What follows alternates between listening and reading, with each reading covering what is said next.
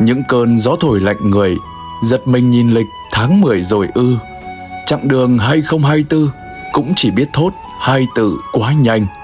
Chỉ còn 3 tháng mong manh là lại chuẩn bị hoàn thành 1 năm. 9 tháng đầy những khó khăn, đầy những mất mát nhọc nhằn gian nan. Chỉ mong tháng 10 bước sang, mang theo hy vọng bình an tháng ngày. Bầu trời gợn gió heo may, chúc một tháng mới đong đầy yêu thương.